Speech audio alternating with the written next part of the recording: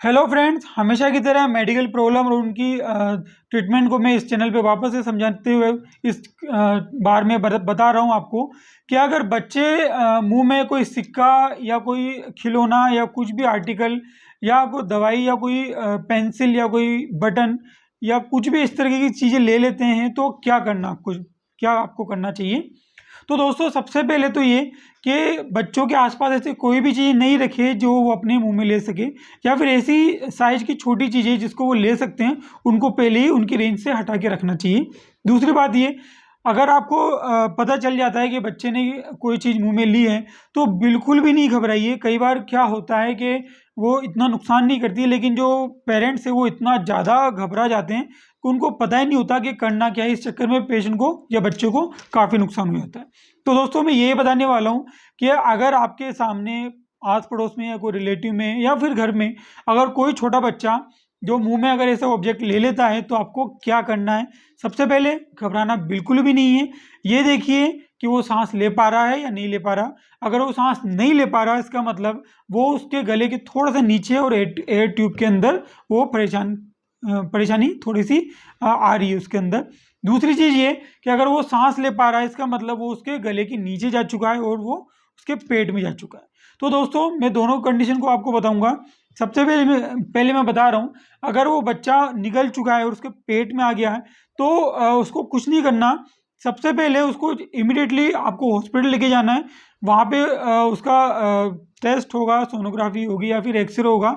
उससे ये पता चल जाता है कि पेट में कितना अंदर है और कितने साइज का है। सेकेंड, एंडोस्कोपी एक टेक्निक होती है जिसके थ्रू बड़े आसानी के साथ भी ये चीज़ें ईजिली निकाल दी जाती है। कई बार अगर लगता है कि बहुत साइज में छोटी है और एंडोस्कोपी से नहीं निकल रहा है तो ऐसे बच्चों को सलाह दी जाती है कि आप बहुत ज़्यादा बटर की चीज़ें या वो बिल्कुल सॉफ्ट चीज़ें हैं वो खाइए, उसके थ्रू वो बाहर पोटी के थ्रू निकल जाती है। दूसरी चीज़ मैं आपको बताऊंगा कि अगर वो गले में है और बच्चे को सांस लेने में आपको दिक्कत आ रही है तो आपको क्या करना है।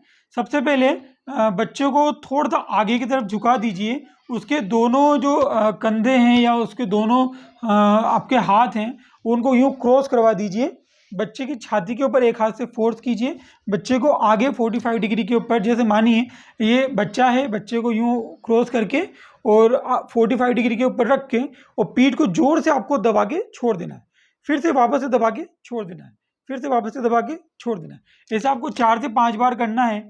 ऐसा करने से जो बच्चा है उसके चेस्ट के ऊपर और पीछे बैक के ऊपर बहुत अच्छा सा प्रेशर पड़ेगा और वो जो भी ऑब्जेक्ट उसने लिया है गले के अंदर वो आपका बाहर निकल जाएगा। एक गलती जो अमूमन पेशेंट या पेरेंट्स कर देते हैं कि वो बच्चे को टैप करना लग जाते हैं। तो ये जो टैपिंग है या जो थपकी मारनी होती है वो बिल्कुल भी नहीं करनी चाहिए, क्योंकि इसको करने से जो सिक्का है या जो ऑब्जेक्ट है वो जो गले में और ज़्यादा फंस सकता है और वो चोक हो सकते हैं या फिर सांस की नली बिल्कुल ज़्यादा बंद हो सकती है या फिर उसमें नुकसान भी हो सकता है। तो दोस्तों, सबसे पहले तो ये कि आपको घबराना नहीं है। आसपास कोई भी जो इमरजेंसी केसेस डील करता है उस हॉस्पिटल में आपको जाना है। अगर बच्चों को सांस लेने में दिक्कत आ रही है तो जैसे मैंने आपको प्रोटोकॉल बताया कि उसको 45 डिग्री के एंगल पर लेके सीने और पीठ को अच्छे से दबा के बार बार छोड़ना है। इस तरीके से करने से उसका जो कॉइन है वो थोड़ा ऊपर आ जाएगा, उसको रिलीफ मिल जाएगा। इसका मैं प्रैक्टिकल भी बताऊंगा, वो एक मैं दूसरों वीडियो में शेयर करूंगा। आज के लिए इतना ही, मिलते हैं अगले वीडियो में। चैनल को सब्सक्राइब जरूर कीजिए, क्योंकि जब सब्सक्राइब आप कर लोगे तो ऐसे बहुत सारे इन्फॉर्मेशन की चीज़ें आपको जल्दी से मिल जाएंगी। मिलते हैं अगली वीडियो में।